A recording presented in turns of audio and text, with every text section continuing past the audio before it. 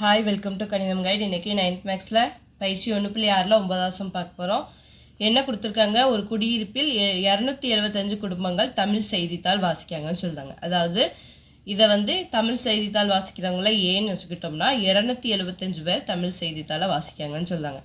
அதே மாதிரி 150 பேர் ஆங்கில செய்தித்தாள் இங்கிலீஷ் பேப்பரை 150 பேர் வாசிக்காங்க, அதை பின்னு வச்சுக்கோங்க. அடுத்து 45 பேர் இந்தி செய்தித்தாள், அதாவது 45 பேர் இந்தி செய்தித்தாள் வாசிக்காங்க, அதை சின்னு வச்சுக்கோங்க. சரிங்களா? இப்போது 125 குடும்பங்கள் தமிழும் இங்கிலீஷ் ரெண்டையுமே சேர்த்து, தமிழும் இங்கிலீஷும் ரெண்டையுமே என்னது 125 குடும்பங்கள் வாசிக்காங்கன்னு சொல்லுவாங்க. இதையும் சேர்த்து. சரியா? இப்போ அடுத்து 17 குடும்பங்கள் ஆங்கிலம் மற்றும் ஹிந்தி. ஆங்கிலம் மற்றும் ஹிந்தி எத்தனை பேர் வாசிக்காங்க? 17 பேர். அடுத்து தமிழ் மற்றும் ஹிந்தியை எத்தனை பேர் வாசிக்காங்க? 5 பேர். சரியா? தமிழ் மற்றும் ஹிந்தியை 5 பேர். தமிழ் மற்றும் ஹிந்தி ரெண்டையுமே எத்தனை? 5 பேர் வாசிக்காங்க. அடுத்து 3 குடும்பங்கள் என்னது 3 செய்தித்தாளையுமே வாசிக்காங்க. ஏபிசி மூணையுமே யார்? 3 பேர் வாசிக்காங்க. அப்போ 3க்கு பொதுவாக உள்ளது இது. அப்போது 3ஐயுமே வாசிக்காங்க. சரிங்களா? அடுத்து கீழே 3 சப்டிவிஷன் கொடுத்துருக்காங்க, அதை கண்டுபிடிக்கணும். ஃபஸ்ட்டு நம்ம இன்னொரு வெண்படம் வரைஞ்சிக்கிறோம். ஃபஸ்ட்டு இதை வரைஞ்சிக்கோங்க, இது உங்களுக்கு தெளிவாக அதை கண்டி வரைஞ்சிருக்கேன். அடுத்து இன்னொன்று வரைஞ்சிக்கிறோம். சரிங்களா? பாருங்கள், அடுத்து இது 3ஐயுமே ஃபஸ்ட்டு என்னது எழுதணும்? இது 3ஐயுமே வாசிக்கிறவங்க எத்தனை பேர்? 3 பேர். சரிங்களா? நம்மளுக்கு ஏயும் பியும் மட்டும் வாசிக்கிறவங்க வேணும்னா 125லேருந்து 3 கழிச்சோம்னா கிடச்சிரும், அப்படி தானே? அப்போ 125லேருந்து 3 கழிச்சோம்னா 122. சரியா? அப்போ ஏஐ பிஐ மட்டும் வாசிக்கிறவங்க 122. சரியா?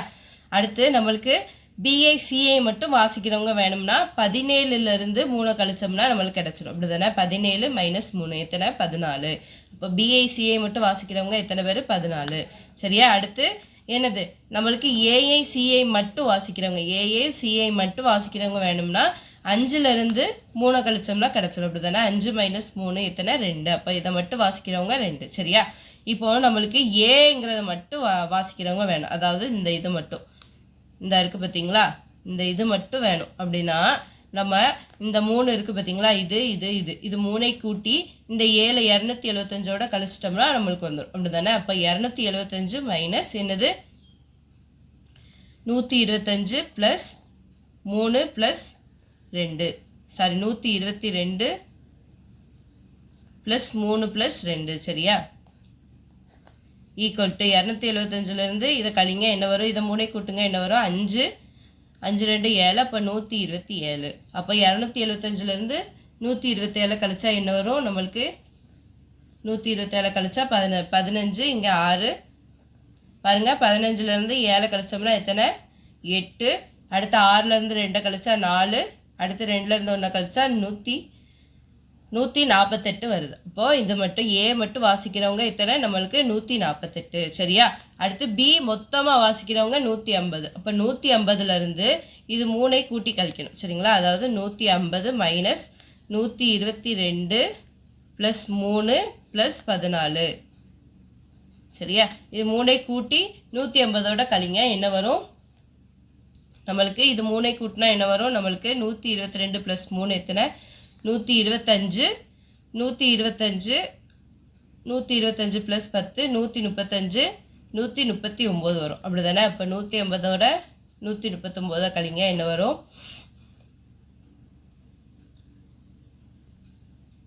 என்ன வரும்? 150லேருந்து 139 கழிச்சா 11 வரும். சரிங்களா? அடுத்து நம்மளுக்கு 45 இருக்குது, அப்படி தானே? 45லேருந்து இது 3ஐ கூட்டி கழிங்க, என்ன வரும்? 2 + 3 + 14. அப்போ என்ன வரும்? 45. 14 + எத்தனை? 5. 14 + 5 எத்தனை? 19. அப்போ 45லேருந்து 19 கழிச்சா என்ன வரும் நம்மளுக்கு? 45லேருந்து 19 கழிச்சா 26. சரியா? அப்போ 26. இப்போ நம்மளுக்கு கொஸ்டின் என்ன கேட்டிருக்காங்க? ஃபஸ்ட்டு இது ஒரே ஒரு செய்தித்தாள் மட்டும் வாங்குபவர்கள், அப்படி தானே?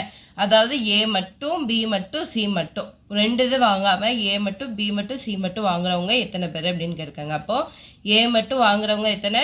148 ப்ளஸ் அடுத்து பி மட்டும் வாங்குறவங்க 11 ப்ளஸ் அடுத்து சி மட்டும் வாங்குறவங்க எத்தனை? 26. இது 3ஐ கூட்டுங்க, என்ன வரும்?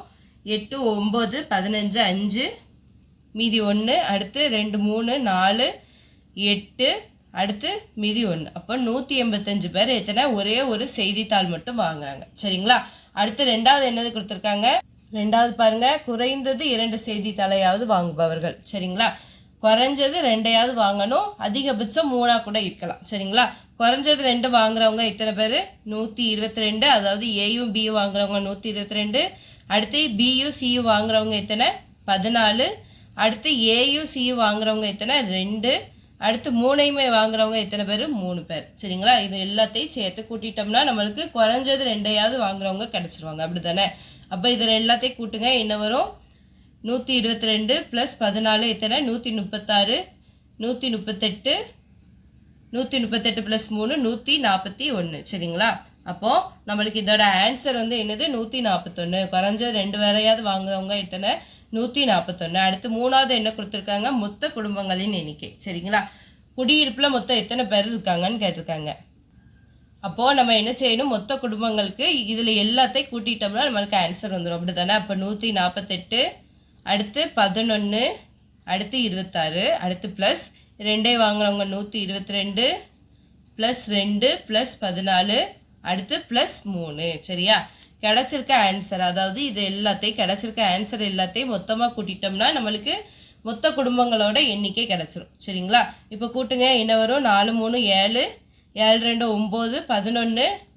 11 6 17. 18. 18 + 8 எத்தனை? 26. சரிங்களா? அப்போ 6 மீதி 2 இருக்கும். அப்படி தானே?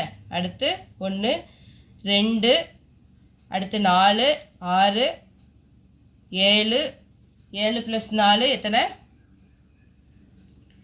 7 + 4 2. சரிங்களா? 8 + 4 என்னது? 12. சரிங்களா? அப்போ 2 மீதி 1 வரும். அடுத்து என்னது? 3 வரும். சரிங்களா? இங்கே ஒரு 1 இருக்குது, இங்கே ஒரு 1 இருக்குது, இங்கே ஒரு 1 இருக்குது, 3. சரிங்களா? அப்போ 326 பேர் என்னது? மொத்த குடும்பங்களோட எண்ணிக்கை. சரிங்களா? அப்போ இந்த சம் புரிஞ்சுதா புரியலையான்னு கமெண்ட் பண்ணுங்கள். தேங்க்யூ ஃபார் வாட்சிங். கணிதம் கைட் சேனலை வந்து சப்ஸ்கிரைப் பண்ணி வச்சுக்கோங்க. புரியலைன்னா சொல்லுங்கள், நான் இன்னொரு தடவை நடத்தேன். சரிங்களா?